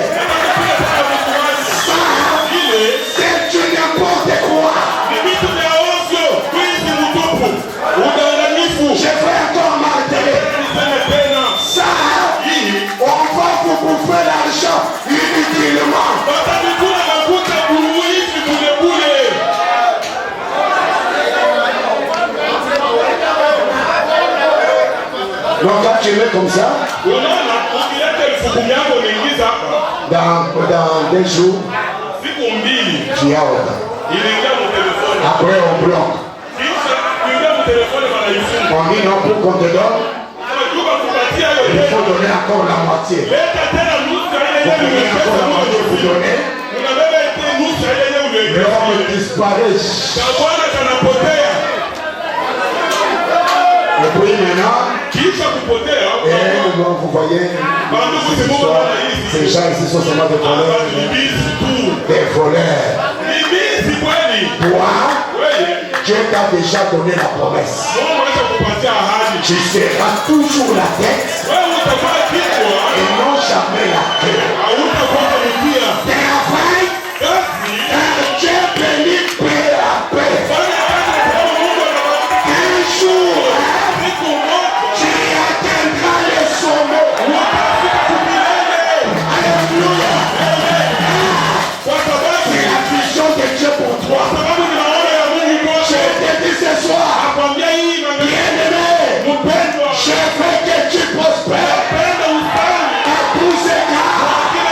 Comme prospère l'état de ton âme. Tu n'as pas de quiéter. Travaille. Tu entreras dans ce travail. Et Dieu te donnera le dessus de ton cœur. Je veux croire de tout mon cœur. Est-ce que tu peux dire alléluia? Est-ce que tu peux dire gloire à Dieu? Ça ne va pas d'un enfant.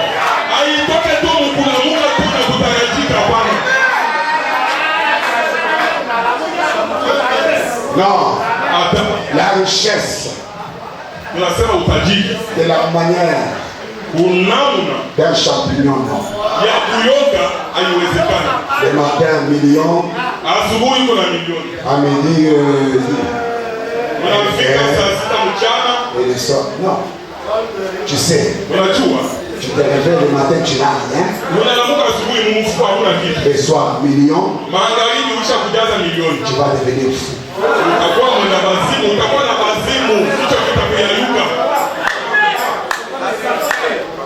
C'est je vous dis, c'est la vérité. Ce que je vous dis, c'est la vérité. Mais c'est la manière dont Dieu te gère. Tu vois comment il te gère? 5 000, il te laisse d'abord dans ça. Ça ne monte pas. Ça ne descend. Tu t'habitues d'abord. Tu t'habitues encore. Alors il augmente encore 1000. Tu t'habitues avec 6. Et il ajoute encore 7. 0 million, tu deviens fou. Tu commences à ingénier tout le monde. Tu sais que je devais seulement cherchez-moi un peu un endroit où il y a un espace vert. Parce que j'ai ça un peu comme les mers. Tu vas commencer à prendre 20 valions.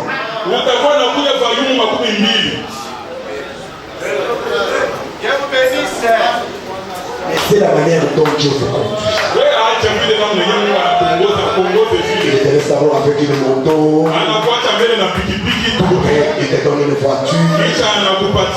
Après, une voiture, il te voit comment tu es habitué. Mais comme ça, tu vas te retrouver avec l'orgueil que tu n'avais pas. Tu commences à saboter les gens pour rien. Tu penses que toi tu es déjà arrivé quand les gens te regardent, ils se moquent de toi.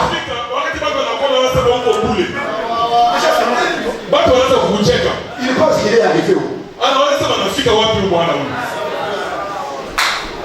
Mais quand tu t'es déjà habitué,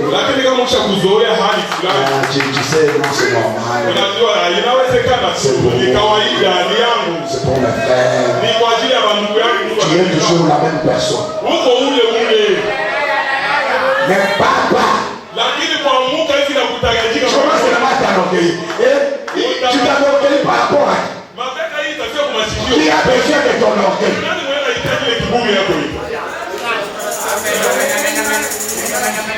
Et c'est la manière dont Dieu veut. Et j'aime la manière de Dieu. Est-ce qu'il n'y a pas quelqu'un qui aime la manière de Dieu? J'aime la manière dont Dieu me fait. N'ont jamais été conquis par un enfant de souterrain. Mais pendant les sommets de leur compagne, ils ont prié dans la nuit vers le sommet. Mais pour arriver au sommet, ça a été des nuits blanches. Travail, papa, travail. Jusqu'à ce qu'un jour il arrive au sommet. Et il commence à vous témoigner. Ce que vous voyez ici, c'est un travail de long. J'ai veillé. Les moustiques m'ont piqué. J'ai fait ceci et cela. Tout ce que vous voyez ici, c'est un jour.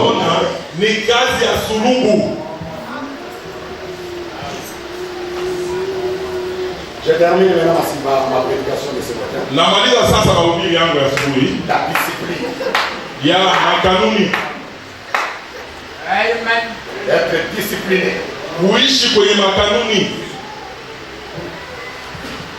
Question-réponse numéro 2. Du 23 au mois 1964. La question 307. Une personne devrait-elle payer ses dîmes à un individu? Un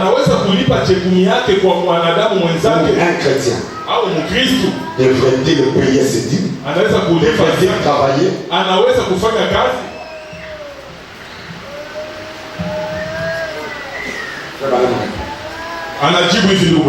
Certainement.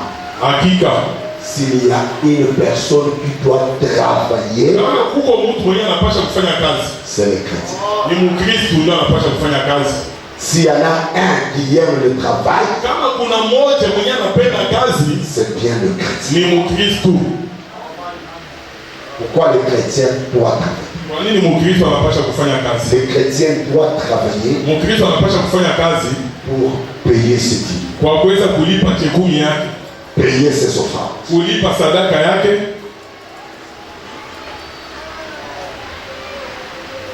aider sa famille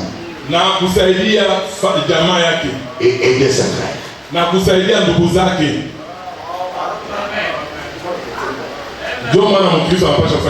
chrétien doit travailler pour payer ses dîmes.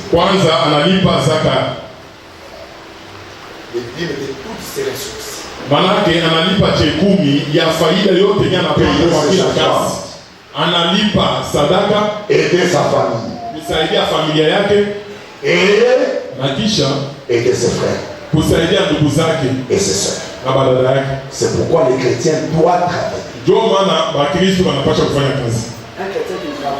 Mkristo mwenye apende kufanya kazi, il ne payera jamais ça. hata alipaka chekumi yake, et il ne payera jamais ses offrandes. hata sadaka yake hawezi kuilipa. Amen. Non, là ça devient très calme. Tukifika pale ndio kimya iliingia.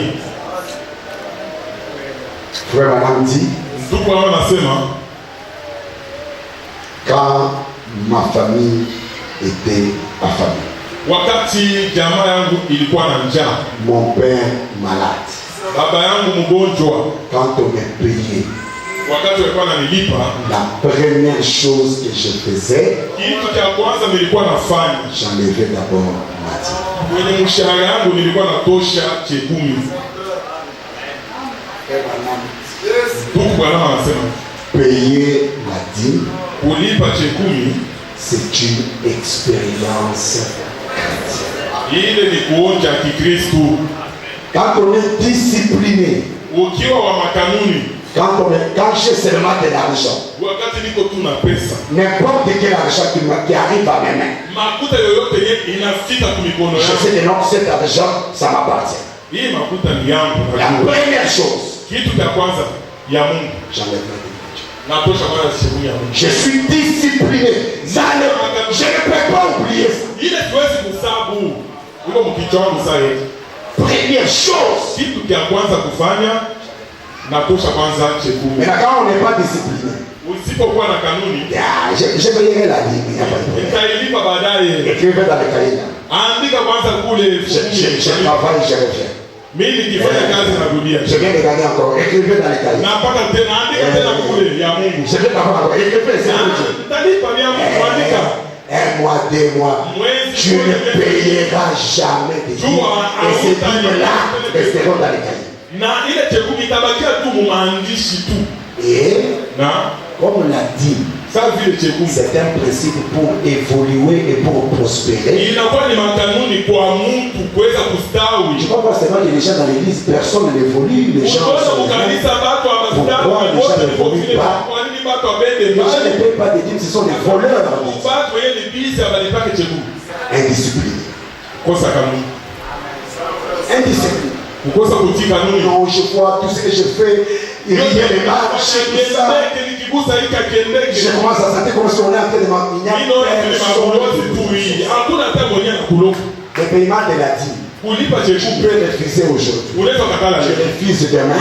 Je refuse le lendemain. Si tu es un enfant de Dieu, Dieu récupérera cette dîme d'une manière ou d'une autre.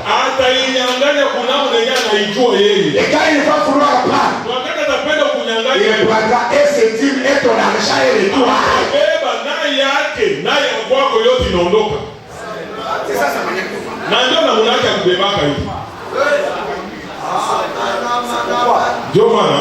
quand on est discipliné, on connaît que non, je dois payer mes dîmes, je dois payer mes offrandes. Je suis discipliné pour ça. J'ai amené l'argent, enlève vite la dîme. Donc, tu n'attends pas qu'on te sorte, tu dis enlève vite. Je ne veux pas avoir de problème, enlève vite. Tosha ya Mungu haraka. Uisha kutosha? Sasa hii inabakia. Fanya vyenyewe unapenda kufanya. Ilikuwa na mipango ya kufanya. Lakini kwa Mungu tuishamaliza. Ya Mungu, andika mbele mukage kule. Tu vas avec ton cahier et avec tes cahiers. Na ile daftari yako. Utaipaka hata siku moja. Amen. Mtu wa makanuni.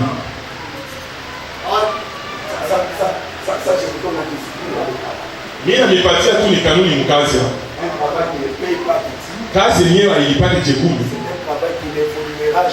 Ni kazi yenyewe haitenda mbali. Et moi, en tant que père spirituel, mon souci c'est de voir mes enfants prospérer et aller de l'avant. Payant leurs dîmes, payant leurs offrandes. Car c'est le seul moyen pour prospérer. Écoutez, les gens qui sont dans des loges, ils sont des disciplines de leur loge.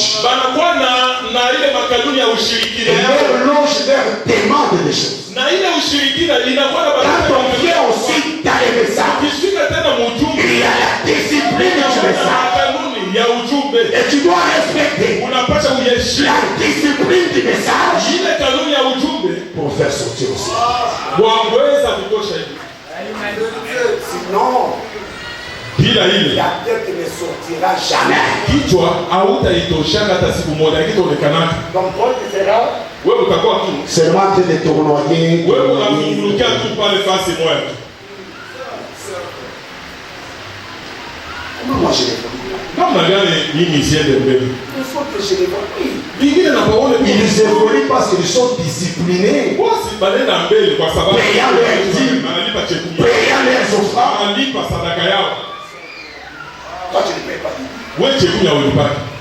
Toi tu payes la dîme quand tu sens qu'il faut payer. Chekuni yako unalipa même quand tu ne le payes pas correctement. Ile kulipa uko naingia tena parce qu'il y a payé. Kwa sababu kuile et payer correctement. Na kulipa vile nafaa kulipa. Beaucoup payent. Mais ne payent pas correctement. Balipake sawa sawa.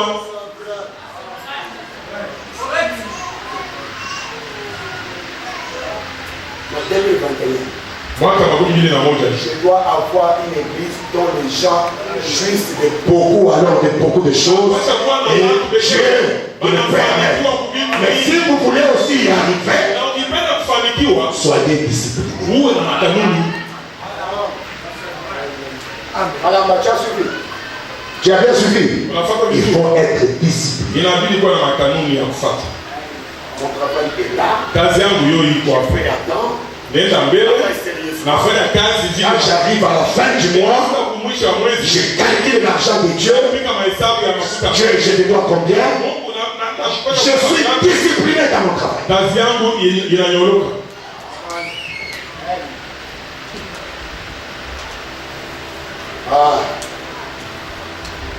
homme discipliné.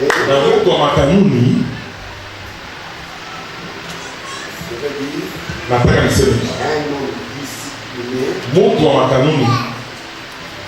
il a un travail bien. Iko na kazi yenye imewekwa vizuri. Même si le conduit la moto, hata kama ni dereva wa pikipiki, c'est un travail ordonné. Ni kazi yenye ameiweka vizuri. Je me réveille le matin à 5 heures. Je travaille. Les soirs, je rentre. J'ai eu combien? Ok. Aujourd'hui, j'ai eu autant. Je laisse. Demain, je travaille. Le lendemain, je travaille. Les soirs, je travaille. Ordonné je fais ma balance. J'ai eu combien? J'ai mangé combien? J'ai donné aux gens combien? L'argent de Dieu c'est combien? Et je paye. Et un travail pareil, vous êtes obligé d'aller. Mais un travail où tu ne sais pas, tu as gagné. Tu as dépensé combien? Toi qui ne fais que faire le travail, tu n'iras pas.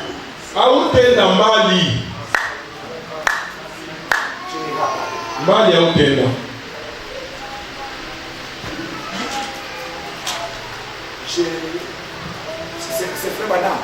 Frère Madame dit, à moins que vous puissiez m'appeler que je suis un faux prophète. S'il y a quelqu'un qui paye régulièrement, que Dieu n'a pas béni, il prenne un écriteau.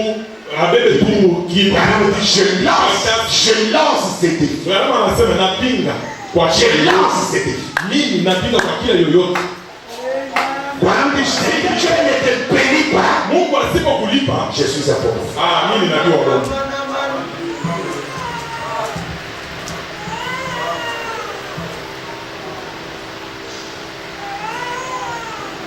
La discipline dans la vie, la discipline dans le travail, la discipline dans la façon de vivre,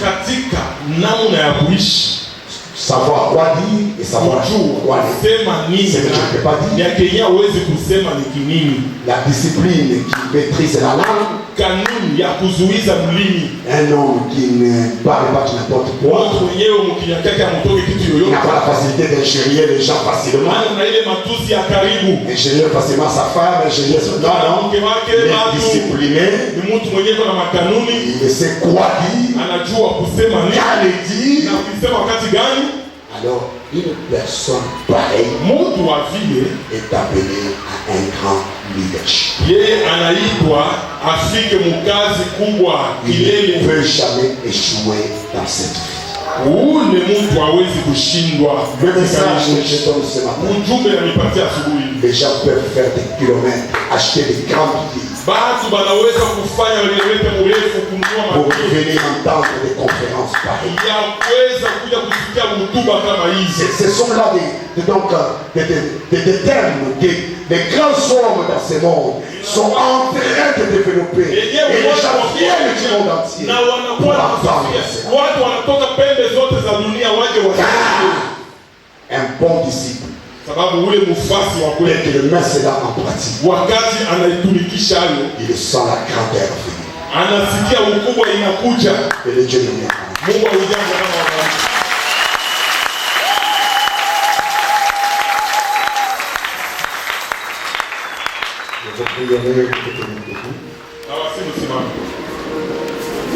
Merci Jésus. Merci Jésus. Je vais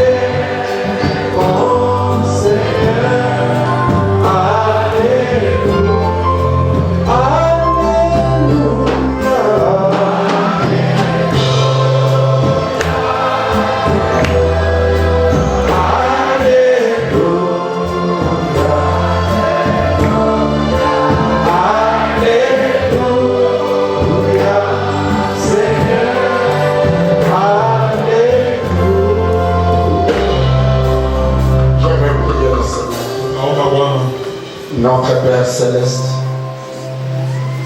nous venons d'écouter ta parole, la discipline. Oh Dieu, la maîtrise de soi, savoir maîtriser la langue, savoir maîtriser, Seigneur, notre Dieu d'amour, Dieu de miséricorde, notre environnement, être capable de se maîtriser soi-même, Père.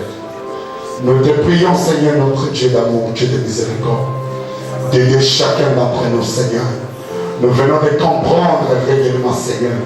Si on a la discipline, oh Dieu, on n'aura pas le temps de parler de n'importe quoi, de parler de n'importe, Seigneur, notre Dieu, quoi, à n'importe quel moment, Seigneur.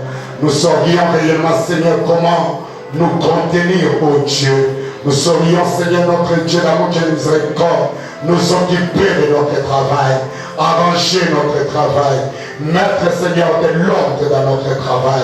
Nous te prions sincèrement, Seigneur, que tu puisses aider chacun d'entre nous, que tu puisses assister chacun d'entre nous, que tu puisses réellement prendre ces quelques paroles qui ont été prononcées et que tu puisses les placer dans le cœur de chacun d'entre nous. Oh Dieu de grâce, Dieu de miséricorde, que tu puisses donner à chacun d'entre nous le courage de travailler, le courage de faire quelque chose, le courage d'aller de l'avant, le courage de prospérer à tous égards, Père. Nous avons prêché la parole pour éclairer ton peuple. Nous avons prêché la parole pour aider ton peuple. Nous avons prêché la parole pour amener ton peuple à la maturité. Nous avons prêché la parole pour éclairer ton peuple afin d'accéder à la connexion de la grandeur, l'amour, la discipline. Oh Dieu, accorde-le à chacun d'entre nous. S'il y en a qui ont peut-être mal compris les choses, que le Saint-Esprit de Dieu, le véritable enseignant, puisse entrer dans chaque cœur, puisse entrer dans chaque âme, afin, Seigneur notre Dieu, d'éclairer ton peuple. Parce que notre grand souci est que le peuple de Dieu arrive à un grand leadership, qu'il puisse avoir un leadership dans leurs travaux, un leadership dans leur ménage, un leadership dans leur maison, un leadership dans tout ce qu'ils font. Et je le crois, comme tu l'as dit, dans la loi de l'identification, que nous devenons ce que l'on dit que nous serons. Je crois, je suis convaincu que tu l'accorderas à chacun d'entre nous, depuis la chair jusqu'au dernier pas. Nous serons des leaders, nous serons des visionnaires, nous serons des personnes, Seigneur, disciplinées dans leur façon de parler, dans leur façon de manger, dans leur façon de se comporter, dans leur façon de vivre, dans leur façon, Seigneur, de marcher, dans leur façon de s'habiller. Je les crois de tout mon cœur, je les crois et j'espère que toi tu vas nous aider, que toi tu vas nous assister. S'il y en a qui sont venus avec des problèmes, avec des difficultés, après avoir entendu ce message, qu'ils puissent recevoir la solution à leurs problèmes, la solution à leurs difficultés. S'il y en a qui sont venus malades, qu'ils reçoivent la guérison. S'il y en a qui sont venus sans salut, qu'ils reçoivent le salut. À toi la gloire, à toi la puissance, à toi les acclamations, à toi les cris de joie, à toi les alléluia.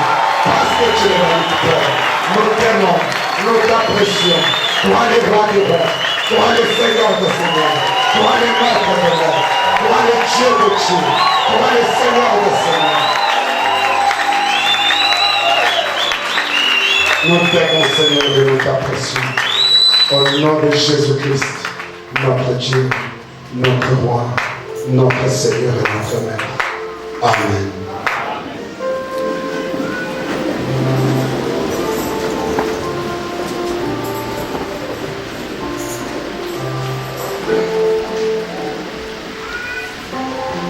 Que le Seigneur Jésus-Christ vous bénisse richement. Et que la paix de Christ soit avec chacun d'entre vous. Nous allons passer maintenant aux dîmes et aux offrandes. La Bible déclare que nous ne pouvons pas venir en même réduit. Et le prophète Léon Branham dit que quand nous venons dans la maison du Seigneur, nous devons lui apporter l'offrande la plus meilleure. Parce que notre Dieu mérite le meilleur. Oui, notre Dieu mérite le meilleur. Quand il nous donne l'occasion de lui apporter ses offrandes, nous devons lui apporter le meilleur offrande que nous pouvons. Merci. Nous allons maintenant avancer pour lui apporter nos offrandes. Merci.